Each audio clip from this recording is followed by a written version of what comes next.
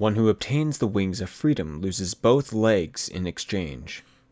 It's tough to put your feet up and hit the ground running at the same time. I ran.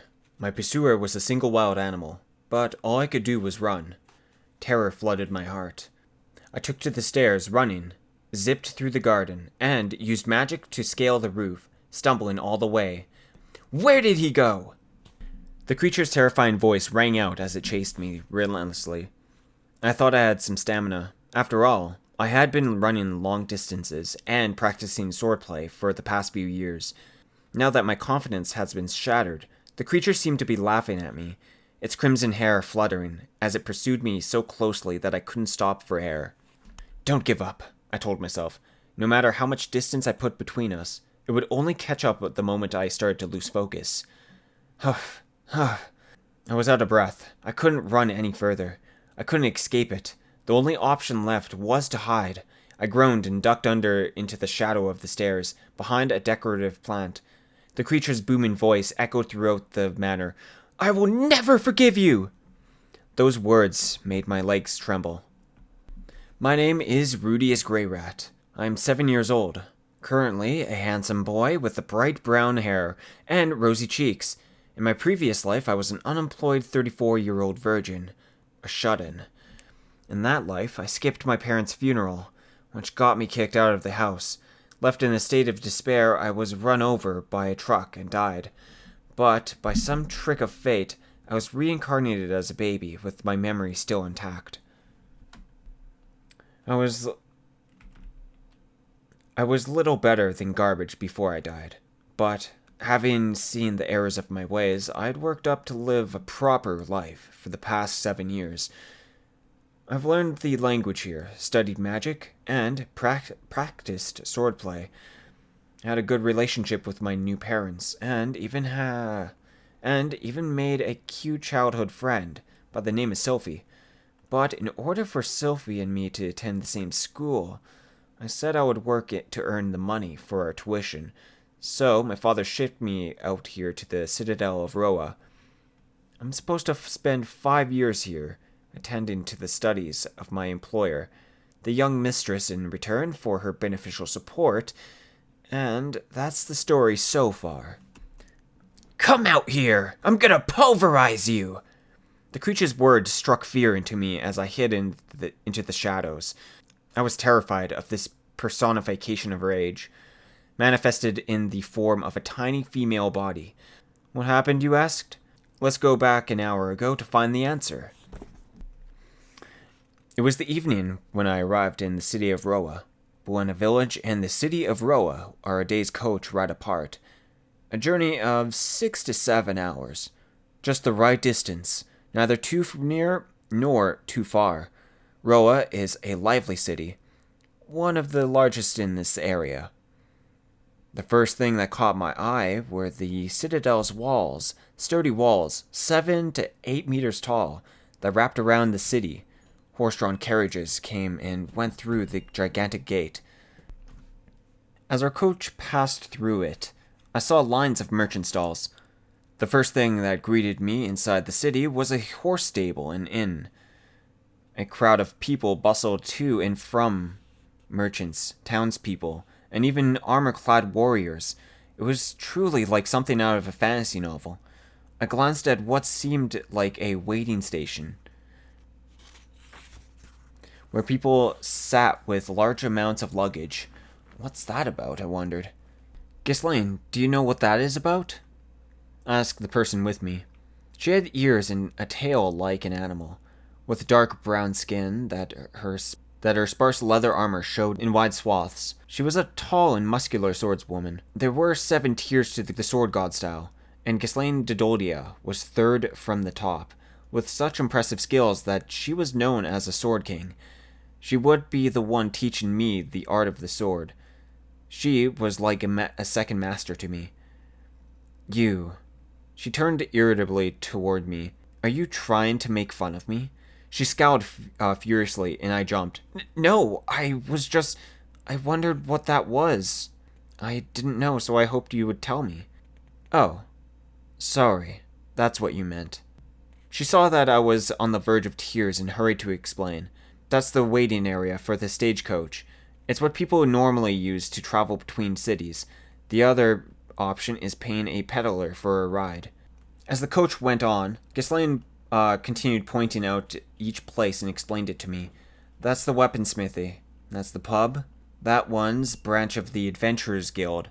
And that place is better left unvisited. Ghislaine had a stern face, but she was kind. The atmosphere changed as we passed one street corner. There were lines of stores aimed at adventurers, a weaponsmithy and an armor smithy, and further within lines of shops for the townspeople. Residential homes were nestled deep in the alleyways. If you thought about it, intruders would have to attack the city from the outside in. It was obvious then that the city was constructed such that the deeper you went inward, the bigger the houses became, and the more luxurious the goods shops offered. The closer you lived to the center, the richer you were. A gigantic building was nestled right in the middle of the city. That's the Liege Lord's manor, Ghislaine said. It looks more like a castle than a manor. Well, this is a fortified city, after all. Roa was an ancient city with a noble past. 400 years ago, it was the last bastion of defense in this war against the demon race. That was why there was a castle in the city center. That said, despite its mighty origin story, the nobles of the imperial capitals currently saw Roa as nothing more than a crude backwater full of adventurers. The fact that we came here must have meant that the young mistress I'm to teach is a high social status. Ghislaine shook her head. Not quite. Huh? There was the Lord's manor right before us. By my reckoning, the only people who lived here had to be people of high social rank. Was my theory wrong? As soon as I began wondering, the coachman gave a small nod to the gatekeeper of the Lord's manor. So, she must be the Lord's daughter. No. She's not? Not quite. I felt like there was some hidden meaning behind her words. What could it be? The carriage came to a stop. When we entered the manor, a butler led us to what looked to be in a reception room. We were pointed to 2 sofas lined up together. This would be the first interview ever. I had to play it cool. Please, take a seat here. While I took a seat upon the sofa, Ghislaine silently drew away and stood watch in the corner of the room. I bet she picked that spot so she could survey the entire room. I thought, in my previous life, I would have pegged her for a middle school nerd that watched too much anime. The young master should be returning shortly. Please, wait here until he does. The butler poured what I guessed to be tea into an expensive-looking cup. Then he retreated and stood by the entrance to the room. I took a sip of the steaming drink. Not bad. I wasn't particularly well versed in teas, but it seemed like an expensive sort. Since the man didn't pour any for Ghislaine, it was clear that I was the only one being treated like a guest. "Where is he?" A voice boomed from the outside of the room, accompanied by angry, thunderous footsteps. "In here?" The doors burst open violently, and a buff, muscular man entered the room. He had to be around 50. Despite the peppering of white in his dark brown hair, he looked in his prime of his life. I put the cup down, stood, and bowed deeply. "It's nice to meet you. My name is Rudeus Greyrat." His nostrils flared. "Humph. You don't even know how to introduce yourself." "Master, Lord Rudeus has never been outside of Buena Village. He is still young. I am sure he has not yet had the time to learn proper manners. Surely you can overlook a bit of his..." "And you, shut up!" That rebuke silenced the butler immediately. If this were the master of the house, that meant he was the employer, right? He certainly was angry. There must have been something about me that he found lacking. I tried to be polite as I could when I introduced myself, but perhaps the etiquette of nobles was different here. "So, I guess Paul didn't see fit to teach his own son manners." I've been told my father detests formalities, which is why he left his father's house. I suspect that's why I suspect that's also why he didn't teach me any of it. Already with the excuses. You're just like him. Did my father really make that many excuses? Yes. An excuse every time he opened his mouth. If he wet the bed, an excuse. If he got into a fight, an excuse. If he played hooky, an excuse. He was really going off about this. Even you. If you wanted to learn manners, you could have done it. The only reason you didn't be because you didn't put any effort in. Part of me agreed with him. I was so preoccupied with the magic and swordplay that I hadn't tried learning anything else. Perhaps I'd been too narrow-minded.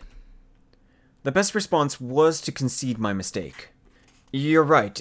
It's my own failing that I lack the proper manners. I apologize for that. As I lowered my head, he stomped his foot as hard as the floor creaked.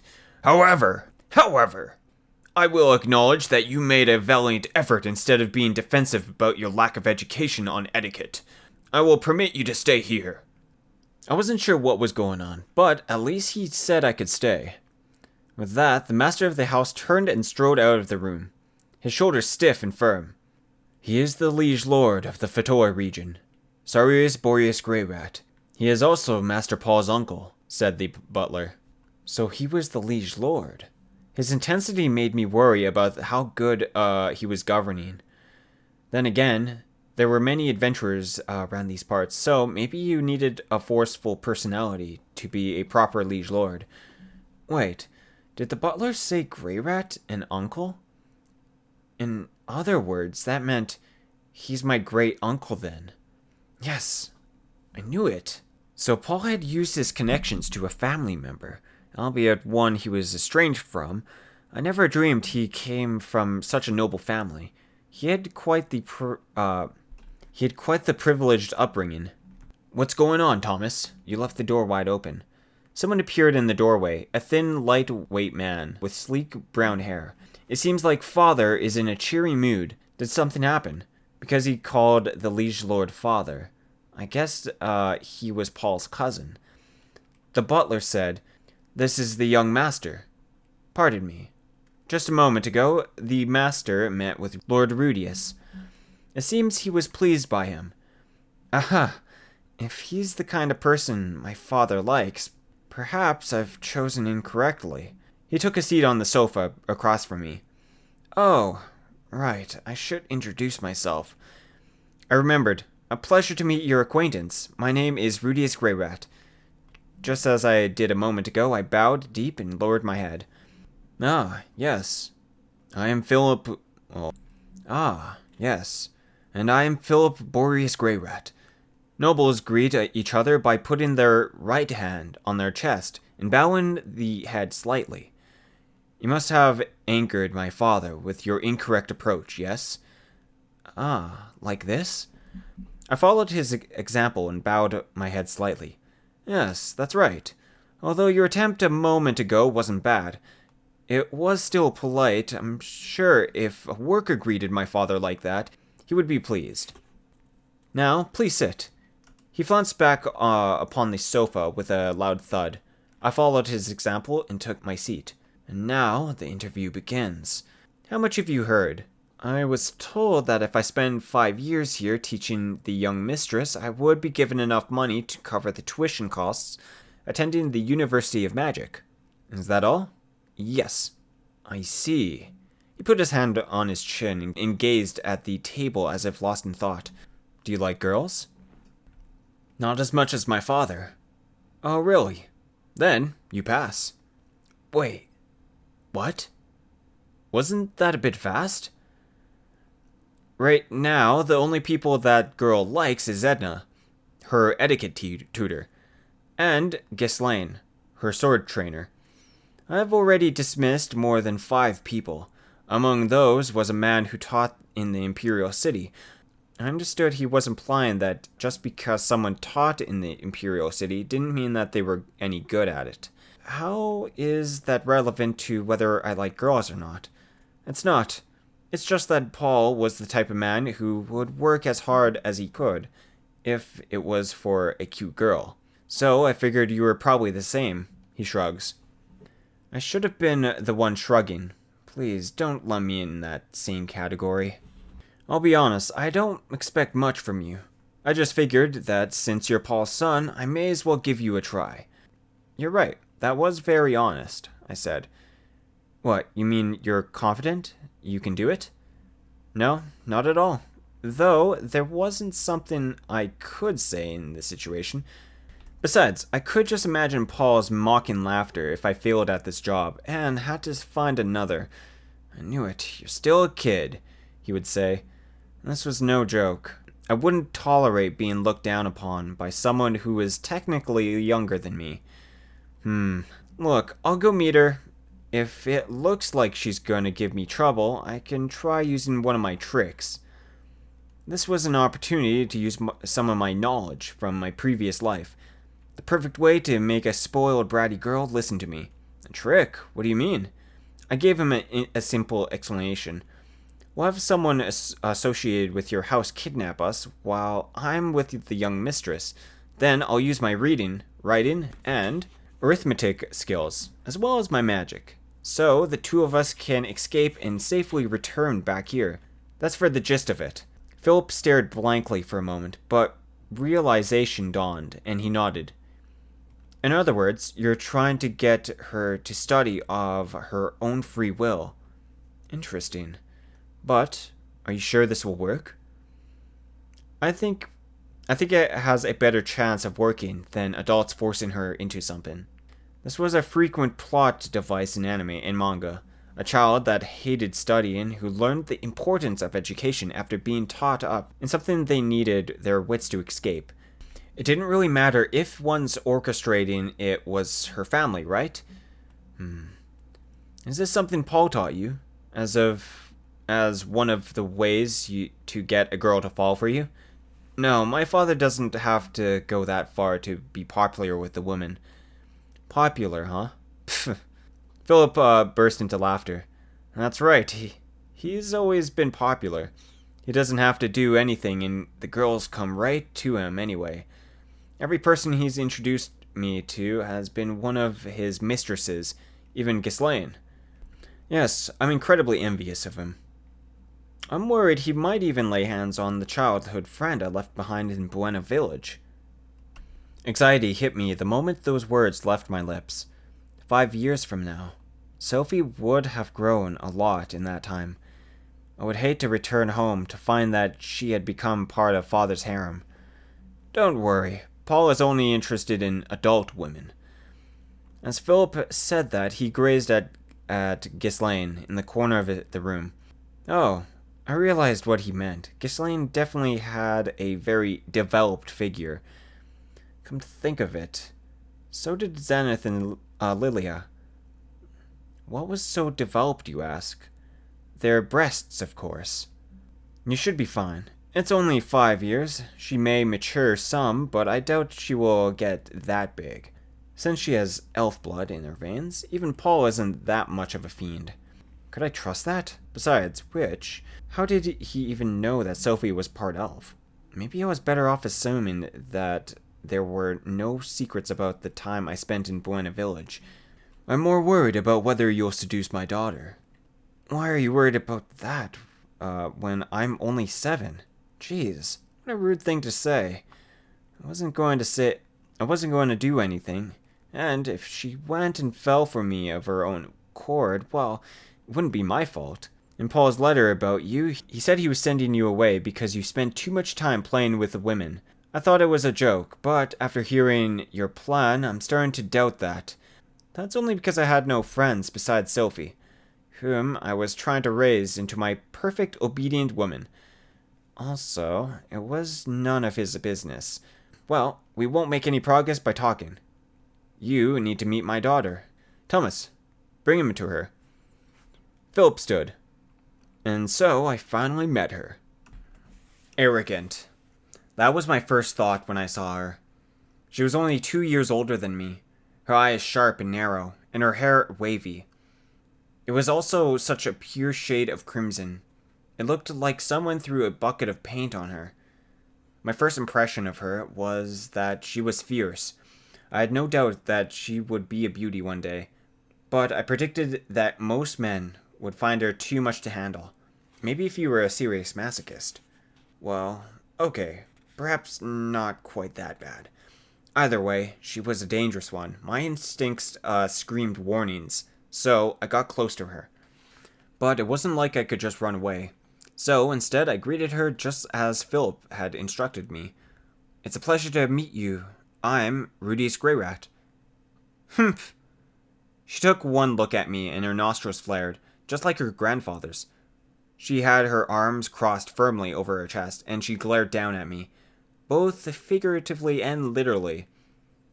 Since she was taller than I was, her expression turned sour as she said, "What's this? He's younger than I am? And yet he's supposed to teach me? Stop joking around." I knew it. She had a lot of pride, but I couldn't just back down. "I don't think age has anything to do with it." I said, "Oh yeah? Do you have some sort of problem with me?" Her voice was so loud, my ears rang. "What I'm saying, miss, is that there are things I can do that you can't." The moment I said that, her hair appeared to stand straight up, like a physical manifestation of her anger. It was terrifying. Ah, crap. Why do I have to be afraid of a girl that's not even 10 yet? Certainly full of yourself, aren't you? Just who do you think I am? I tempered my fear down and answered, "You're my second cousin, right?" "Second? What the heck is this?" "It means my father is the cousin of your father. In other words, you're the granddaughter of my great-uncle." "What are you on about? I don't understand." Maybe that wasn't the best way to word it. Perhaps I should just tell her that we're related. "You've heard of Paul, right?" "Of course not." "Oh, alright." That was unexpected. Apparently, she didn't know who he was.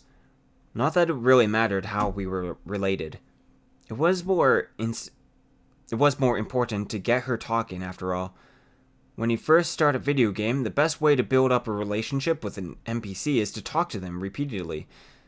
Just as I thought that, she lifted her hand and slapped me. Huh? It was so abrupt. She just struck me across the face. Slightly confused, I asked her, "Why did you hit me?" "Because you're acting so full of yourself, even though you're younger than me." So, that's it. My cheek was still hot where she slapped. It stung. That hurt, I thought. My second impression of her was that she was violent. I guessed it looked like I had no other option. All right, then I'll return the gesture. "What?" I didn't wait for her response. I just slapped her. Smack. It wasn't a very pleasant sound. Oh well. It was probably weak because I'm not used to slapping people. That's fine. At least she felt the pain. I reassured myself. "Now do you understand how it feels to be slapped?" was what I was trying to say. But out of the corner of my eye, I saw her hair stand up as she drew back her fist. It was the exact same pose as a Neo statue, one of Buddha's divine and wrathful guardians. Just as I thought that, her fist made contact. Her leg caught mine the moment I began to stumble. Then, her hand slammed against my chest, forcing me to the ground. Seconds later, she was perched on top of me. By the time I realized what was going on, she had her arms pinned under my knees. I can't move, I panicked. "Hey, wait!" The sound of my dismay was drowned out by her howling. "Who do you think you just raised a hand against? I'll make you regret that!" Her fist came down on me like a hammer. "Ouch! That hurts! Wait, what? No, stop!" I took 5 punches before I managed to use my magic to get away. Though my legs threatened to buckle under me, I forced myself upright. I rounded on her for a counterattack. I smacked her in the face with a wave of wind magic. "You're not gonna get away with that!" My attack had thrown her, but it didn't stop her even for a moment. She came flying at me with the look of a devil on her face. I realized my mistake was the moment I saw her expression. Stumbling, I ran for it. She wasn't the kind of young mistress I was used to. She wasn't the whimsical, selfish type that made decisions based on the feelings in the moment. She was more like a delinquent protagonist of a manga. Maybe I could have beaten her up with my magic, but I doubt that would make her listen to me. She would bide her time to recover, then come back for revenge. I could hit her with magic each time, but her resolve would never waver. Unlike the manga protagonist, she seemed like the type to fight dirty too. She might throw a vase at me from the top of the stairs or come at me from the shadows with a wooden sword. She would do anything to make sure she returned the damage she received tenfold.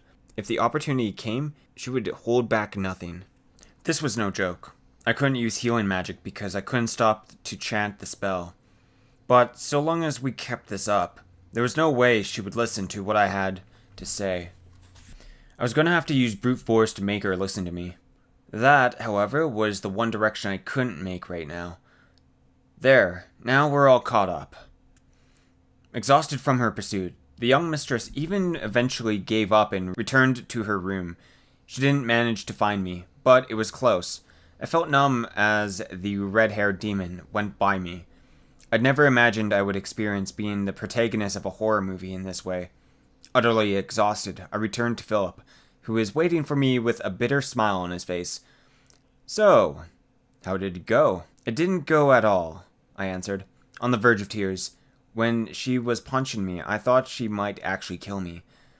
When I ran away, I was nearly in tears.